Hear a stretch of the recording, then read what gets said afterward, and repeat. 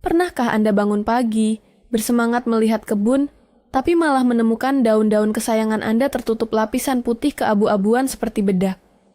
Itu bukan embun pagi yang indah, itu adalah musuh bebuyutan para pekebun. Embun bulu, atau yang secara ilmiah dikenal sebagai peronosporosis. Penyakit ini bisa menghancurkan panen dalam sekejap. Hari ini, kita akan menggelar sebuah pertarungan epik. Di sudut pertama, berdiri resep-resep warisan nenek moyang yang diturunkan dari generasi ke generasi. Di sudut lainnya, ada kekuatan sains modern yang lahir dari laboratorium canggih. Saya akan tunjukkan metode mana yang benar-benar ampuh, kapan harus menggunakannya, dan rahasia yang mungkin belum pernah Anda dengar sebelumnya. Jadi, siapa pemenangnya?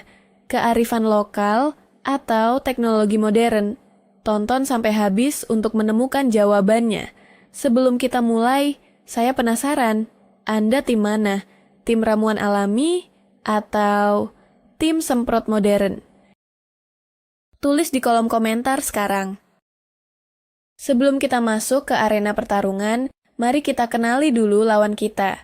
Apa sebenarnya peronosporosis atau embun bulu ini? Banyak yang salah mengira ini adalah jamur biasa, padahal sebenarnya ia adalah oomycete atau jamur air. Anggap saja ia sepupu jauh jamur yang sangat menyukai kelembapan. Organisme ini sangat licik. Ia bisa bertahan di sisa-sisa tanaman atau di dalam tanah, menunggu kondisi yang sempurna, yaitu cuaca yang sejuk dan lembab. Saat kondisi ideal tiba, ia akan melepaskan spora-spora yang bisa terbang terbawa angin atau percikan air hujan, lalu mendarat di daun tanaman sehat.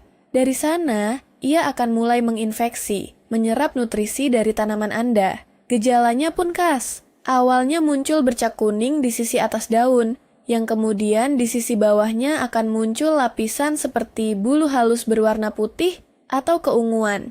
Jika dibiarkan, daun akan mengering, buah menjadi kerdil, dan seluruh tanaman bisa mati. Bayangkan anggur Anda yang seharusnya manis, malah menjadi kerdil dan masam. Itulah kekuatan destruktif dari embun bulu. Mari kita mulai dengan petarung pertama dari kubu kearifan lokal, yaitu metode semprotan susu. Ya, Anda tidak salah dengar, susu yang biasa kita minum.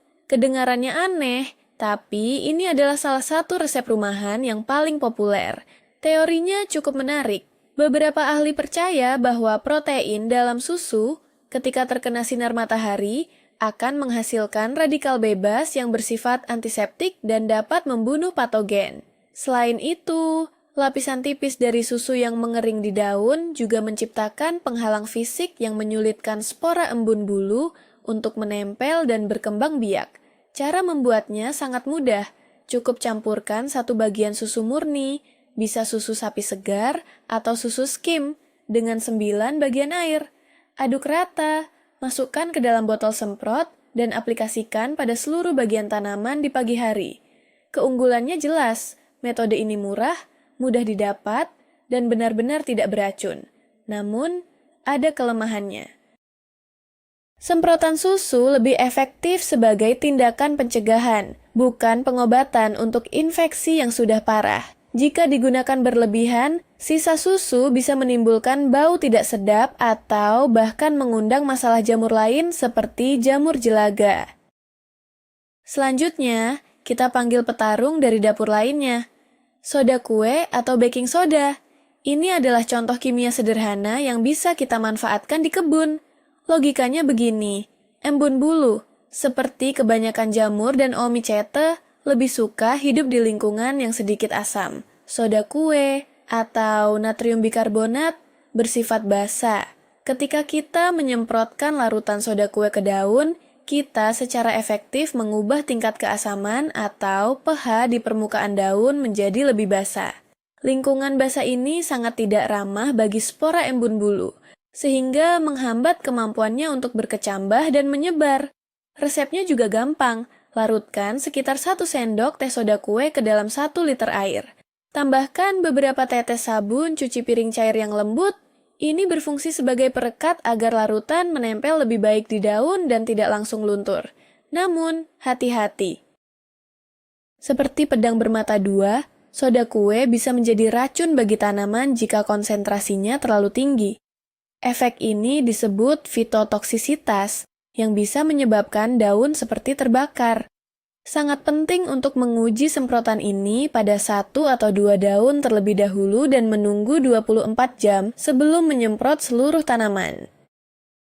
Petarung tradisional ketiga, kita membawa aroma yang sangat kuat, yaitu ramuan bawang putih dan cabai. Sejak zaman dahulu, bahan-bahan dengan bau menyengat dipercaya dapat mengusir roh jahat, dan ternyata juga bisa mengusir hama dan penyakit. Kekuatan utama bawang putih terletak pada senyawa sulfur di dalamnya, terutama alicin, yang memiliki sifat anti jamur dan antibakteri yang telah terbukti. Sementara itu, cabai mengandung capsaicin, zat yang memberikan rasa pedas dan juga berfungsi sebagai pengiritasi bagi banyak organisme mikroskopis. Kombinasi keduanya menciptakan semprotan dengan spektrum luas. Untuk membuatnya, Anda bisa mencampurkan beberapa siung bawang putih dan beberapa buah cabai rawit, blender hingga halus dengan sedikit air, lalu saring. Encerkan ekstrak pekat ini dengan air secukupnya sebelum disemprotkan.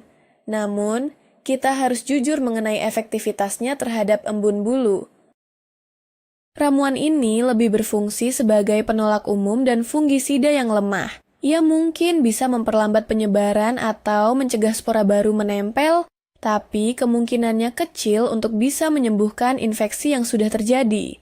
Anggap saja ramuan ini seperti satpam yang galak, bukan dokter spesialis.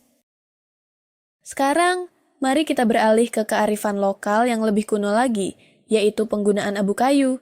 Setelah api unggun padam atau tungku mendingin, yang tersisa adalah material berharga bagi pekebun. Abu kayu memiliki 2 fungsi utama dalam melawan embun bulu. Pertama, secara fisik, partikel abu yang sangat halus dapat menutupi permukaan daun dan menyerap kelembapan berlebih. Ini menciptakan lingkungan yang lebih kering dan kurang ideal bagi jamur air untuk berkembang. Partikel ini juga dapat menyumbat dan merusak struktur spora secara langsung. Kedua, secara kimia, abu kayu kaya akan kalium dan kalsium serta bersifat basa. Ini tidak hanya memberikan nutrisi penting bagi tanaman, tetapi juga meningkatkan pH tanah dan permukaan daun, mirip seperti efek soda kue. Cara aplikasinya adalah dengan menaburkan abu tipis-tipis pada daun di pagi hari saat masih ada embun, agar abu bisa menempel. Tapi ingat, gunakan hanya abu dari kayu yang tidak diolah atau dicat. Penggunaan berlebihan juga bisa membuat tanah menjadi terlalu basah, yang tidak disukai oleh beberapa jenis tanaman seperti azalea atau blueberry. Baiklah, kearifan lokal sudah menunjukkan kemampuannya. Sekarang saatnya kita beralih ke sudut sains modern, dimulai dengan salah satu fungisida tertua namun masih sangat efektif, fungisida berbasis tembaga. Mungkin Anda pernah mendengar tentang bubur Bordeaux, campuran tembaga sulfat dan kapur yang pertama kali digunakan di Prancis pada abad ke-19 untuk melindungi kebun anggur. Cara kerjanya sangat kuat. Ketika larutan ini disemprotkan ke tanaman, ion tembaga akan dilepaskan secara perlahan. Ion-ion ini sangat beracun bagi spora embun bulu.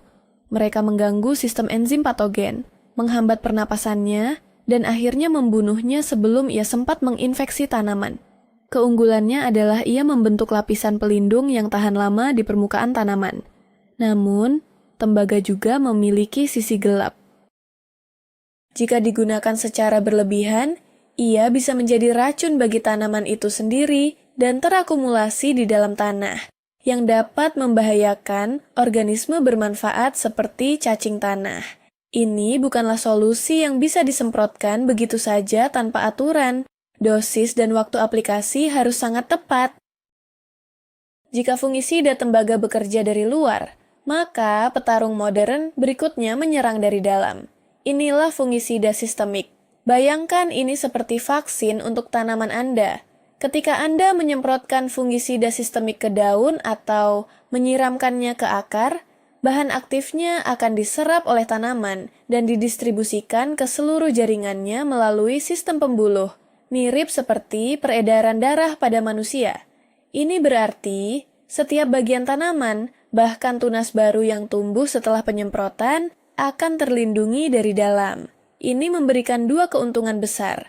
Pertama, ia tidak mudah tercuci oleh hujan. Kedua, ia tidak hanya mencegah, tetapi juga bisa menyembuhkan infeksi yang sudah terlanjur masuk ke dalam jaringan tanaman. Beberapa bahan aktif yang umum digunakan adalah metalaksil atau fossetil aluminium. Namun, kekuatannya yang besar juga datang dengan tanggung jawab besar. Penggunaan yang berulang-ulang dapat menyebabkan patogen mengembangkan resistensi, membuatnya kebal. Selain itu, ada periode tunggu yang ketat, yaitu jeda waktu antara penyemprotan terakhir dan waktu panen, untuk memastikan tidak ada residu kimia berbahaya pada buah atau sayuran. Di tengah perdebatan antara alami dan kimia, sains modern menawarkan jalan tengah yang elegan, biofungisida. Ini adalah pendekatan revolusioner yang menggunakan alam untuk melawan alam. Biofungisida mengandung mikroorganisme hidup, seperti bakteri atau jamur baik, yang merupakan musuh alami dari patogen penyebab penyakit. Contohnya adalah jamur Trichoderma atau bakteri Bacillus subtilis. Bagaimana mereka bekerja? Mereka bertarung dengan berbagai cara. Ada yang menghasilkan antibiotik alami yang membunuh embun bulu, ada yang menjadi parasit bagi patogen, dan ada pula yang sekadar tumbuh lebih cepat dan mendominasi permukaan daun, sehingga tidak ada ruang dan makanan tersisa bagi embun bulu untuk hidup. Ini seperti mengerahkan pasukan khusus untuk melindungi tanaman Anda. Keuntungan terbesarnya adalah metode ini sangat aman bagi lingkungan, manusia, dan serangga bermanfaat seperti lebah. Tidak ada risiko resistensi kimia dan bahkan bisa meningkatkan kesehatan tanah. Namun, kekurangannya adalah mereka cenderung bekerja lebih lambat dari bahan kimia dan efektivitasnya sangat bergantung pada kondisi lingkungan seperti suhu dan kelembapan. Mereka paling baik digunakan sebagai bagian dari strategi pencegahan. Setelah melihat semua petarung, baik dari kubu tradisional maupun modern, mungkin Anda bertanya, jadi mana yang harus saya pilih? Jawabannya terletak pada strategi paling cerdas dalam pertanian modern, yaitu pengendalian hama terpadu atau PHT. Konsep ini mengajarkan kita bahwa perang melawan embun bulu bukanlah tentang memilih satu senjata, melainkan tentang menggunakan semua senjata yang kita miliki secara bijaksana dan terintegrasi. Ini adalah pendekatan holistik. Langkah pertama dan terpenting adalah pencegahan. Pastikan ada sirkulasi udara yang baik di antara tanaman Anda. Hindari penyiraman di sore hari yang membuat daun basah semalaman. Dan jika memungkinkan, pilih varietas tanaman yang tahan terhadap penyakit. Langkah kedua adalah pengamatan. Periksa tanaman Anda secara teratur. Jika Anda menemukan gejala awal, jangan langsung panik. Inilah saatnya kearifan lokal dan biofungisida berperan sebagai lini pertahanan pertama. Gunakan semprotan susu atau biofungisida untuk mengendalikan wabah kecil. Baru jika serangan menjadi parah dan mengancam seluruh panen, Anda bisa menggunakan fungisida kimia sebagai pilihan terakhir, dan gunakan secara bijak dengan merotasi jenis bahan aktif untuk mencegah resistensi. Jadi, siapa pemenangnya dalam pertarungan antara kearifan nenek moyang dan sains modern? Jawabannya ternyata bukanlah salah satu dari mereka. Pemenang sesungguhnya adalah pekebun yang cerdas. Pekebun yang memahami bahwa kedua kubu ini bukanlah lawan, melainkan mitra. Kunci kesuksesan terletak pada integrasi. Resep-resep tradisional seperti semprotan susu atau soda kue adalah alat pencegahan yang luar biasa, murah, dan ramah lingkungan untuk menjaga tanaman tetap sehat. Biofungisida adalah penjaga alami yang memperkuat pertahanan tanaman Anda. Dan fungisida kimia adalah unit gawat darurat, pasukan khusus yang kita panggil hanya saat situasi benar-benar kritis untuk menyelamatkan panen. Jangan pernah meremehkan kekuatan secangkir susu, tapi jangan pula anti terhadap kemajuan teknologi. Dengan menggabungkan keduanya, Anda tidak hanya melindungi tanaman Anda, tetapi juga menjaga kesehatan ekosistem kebun Anda. Terima kasih sudah menonton video ini sampai akhir. Jika Anda merasa informasi ini bermanfaat, jangan lupa Tekan tombol like, subscribe, dan nyalakan lonceng notifikasinya. Sekarang giliran Anda. Apa pengalaman Anda melawan embun bulu? Apakah ada resep tradisional dari daerah Anda yang belum saya sebutkan? Bagikan cerita dan tips Anda di kolom komentar di bawah. Mari kita belajar bersama.